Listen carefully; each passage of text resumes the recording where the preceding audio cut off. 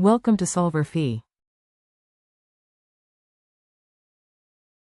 Hello everyone, today we're doing chapter 19, problem 56, and this problem asks us to identify each compound using the spectral data provided. So in A, we have a molecular formula of C3H5ClO2, and we have IR at 3500, 2500, and 1714, and we have this HNMR spectra data. So let's use the information to see what we can figure out. So we need to determine how many double bonds or how many rings are going to be in this molecular formula. So we can say the degree of unsaturation, or the number of double bonds or rings, equals the number of carbons, being 3, minus the number of hydrogens plus halides over 2. So we have 5 hydrogens, 1 halide, so that's 6 over 2. Minus the number of nitrogens over 2, 0 over 2, plus 1. So you have 3 minus 3 plus 1, so we have 1 double bond or 1 ring structure.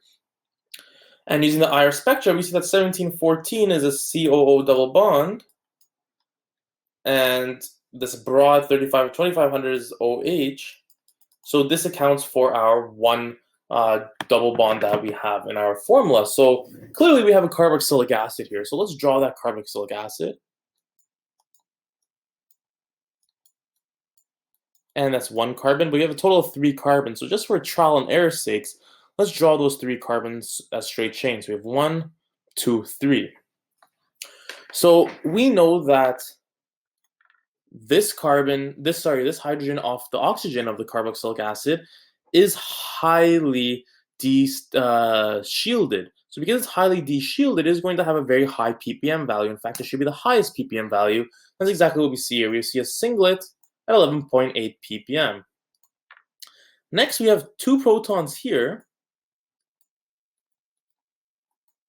that can be neighboring 2 protons over here, or actually 3 protons, but we can't have 3 protons because then we would have 6 hydrogens, and our molecular formula only says we have 5. So let me just add that chlorine at the very end. Just see what happens if we were to do that. So I'm going to draw these in blue. So we should expect to see these 2 green protons, 2 hydrogens, are going to be shown with a neighbor of 2 plus 1, so it should be as a triplet.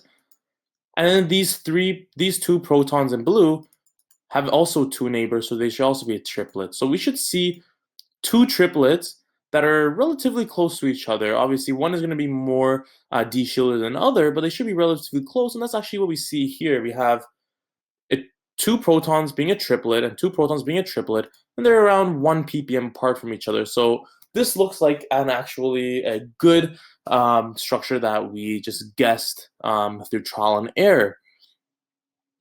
So now if we move on to B, let's determine the number of double bonds. So number of double bonds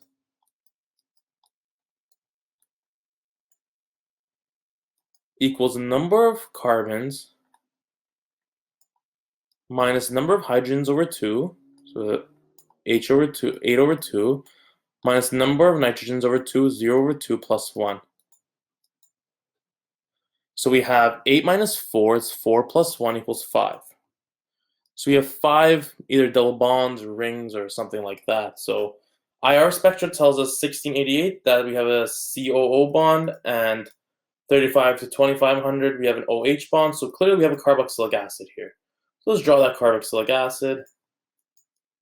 And we can confirm we have a carboxylic acid because this 1 proton is going to have a very high NMR value, ppm value, which we do here. You have a very high ppm value. Now let's look at our NMR spectra to kind of see what we can kind of guess as to what else we would have here. So we have a signal at 3.8, 7.9. Well, we also have a degree of unsaturation of 5. So if you remember, 1 ring counts as 1 degree of unsaturation.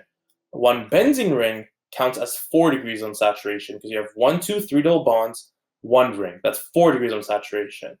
Plus 1 carboxylic acid equals at 5 degrees of unsaturation. So right off the bat, I'm leaning towards saying that we have a benzene ring here. But in order to have a benzene ring, the protons on it would have a ppm value or HNMR value between 7 to 8. So let's look at our NMR value. Well, actually, yeah, we have 7 to 8. We have 2 signals, 7 to 8, representing 4 hydrogens. So 2 hydrogens each. So we can say that these 2 top hydrogens are the same identity as these 2 bottom hydrogens. And the reason for that is because the groups here and here are different to one another. So let me add that benzene ring here. On the top, I'll have my COH, my carboxylic acid, and on the bottom, let's see what we have on the bottom. Well, we need a singlet. We also need one more oxygen, and we have 1 carbon to spare. So something I can draw is that a singlet, so it should not be neighboring any of these carbons here because these carbons have hydrogen. So right off the bat, an oxygen needs to be the breaker in between them. Then we can just add a methyl group here. So these 3 protons off the methyl will be a singlet. Then now these protons are not involved in the splitting because it's bounded to an oxygen atom. These 2 protons have the same identity as so do these 2 protons up here and this proton on the carboxylic acid. So this seems to be accurate for B. Now let's move on to C. So we actually have the same molecular formula, C8H8O3. So we already know the double bond is going to be 5. We have actually very similar IR spectra. So we have a COO bond, OH bond, but now we have different H NMR data. So we still have that high ppm value. So we know there's going to be a carboxylic acid here. And we also have protons between 7 to 8, suggesting that we have a benzene ring. But here we have 5 protons. So now we don't have 2 substituents on it. We only have 1 substituent on it. And on the other ones, we will have just protons here all around. And because of that internal plane of symmetry, these will all be equivalent protons. And now let's see what else we have. Well, we have 2 protons that are going to act as a singlet, and we need 1 more carbon and 1 more oxygen. So let's see. So we might have to do some racing here. So what we can do is that we know that we need 2 protons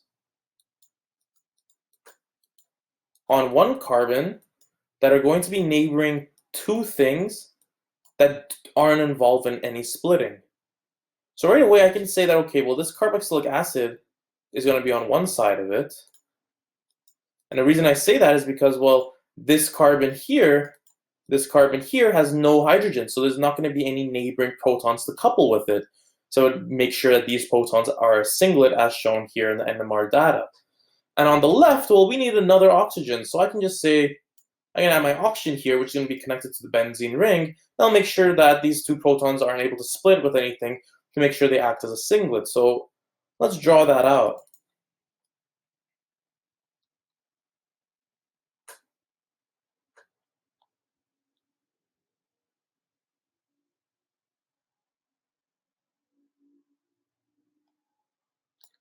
So if I add my oxygen first, and then I add my carboxylic acid, then I can say that this proton is still going to be its singlet.